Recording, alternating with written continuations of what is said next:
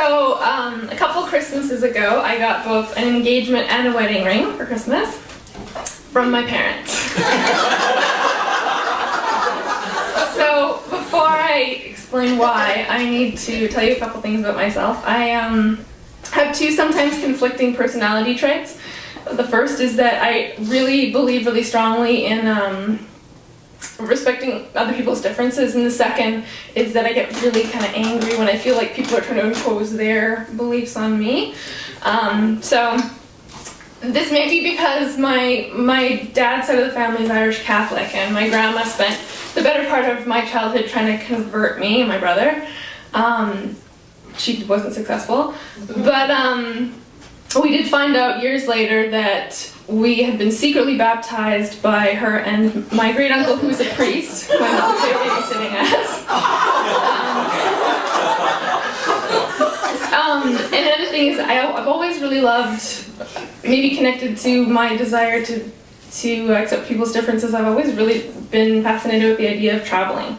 So when I was a kid, my brother would be playing Pokemon cards and I'd be reading the atlas.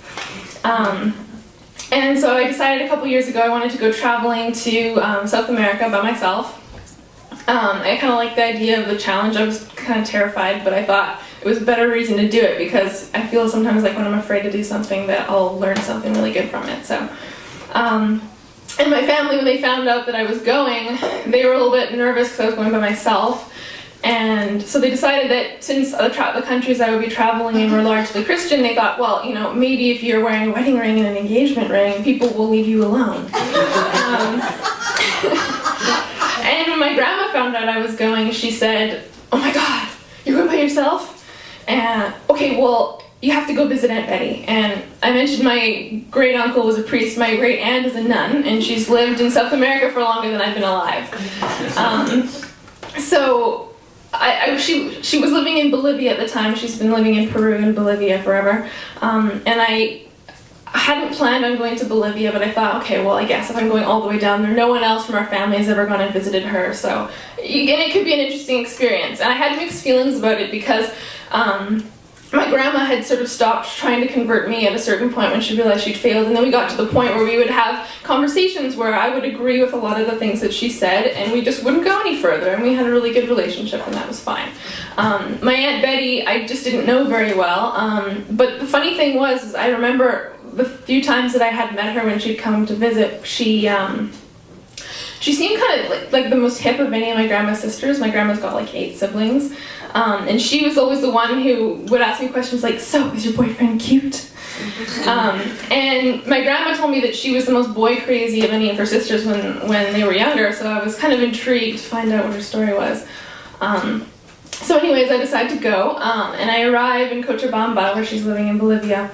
And I have no idea what to expect. I don't know if I'm going to be going to a nunnery, whether she's going to be wearing a habit, or whether she's going to be just dressed like the way she usually does when she comes to visit.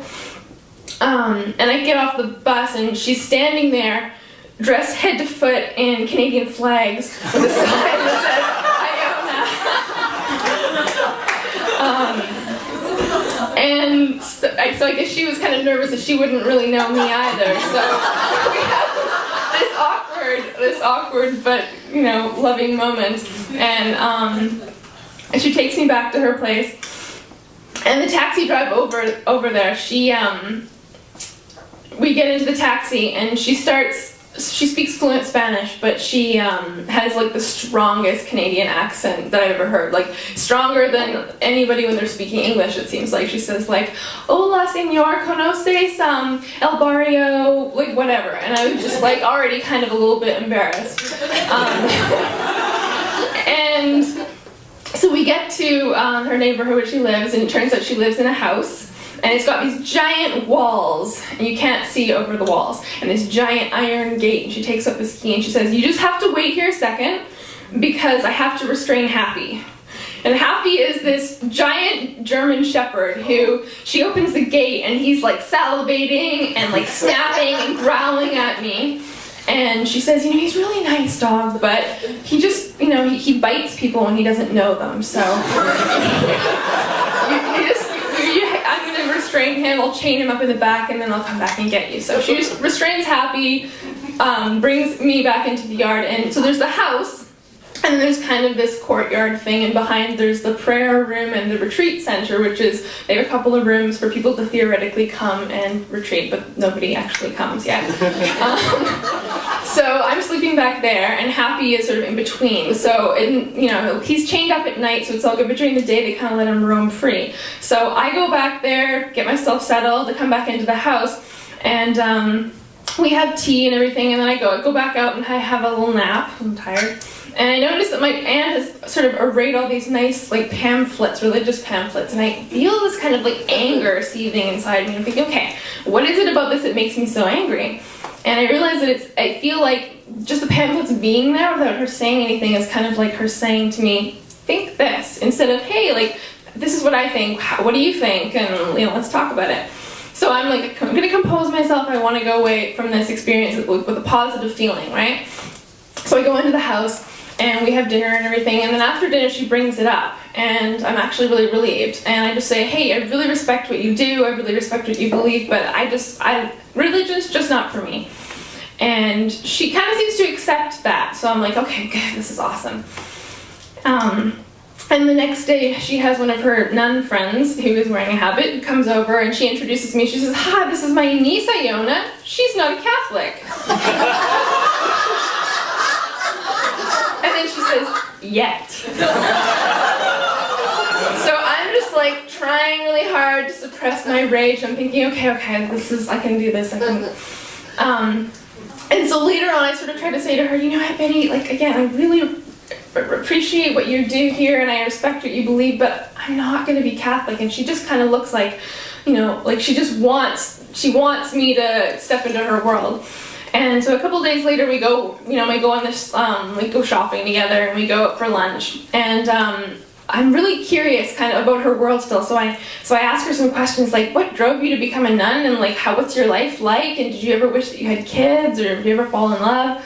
And she tells me that when she was a kid, she saw this show, and there was this singing nun, and she just thought, she's 10 years old, she said, I am going to be a nun. And then, yeah, she said that she did kind of have these feelings when she was maybe in her 30s. She met this priest, and she said that she actually kind of realized that she was in love.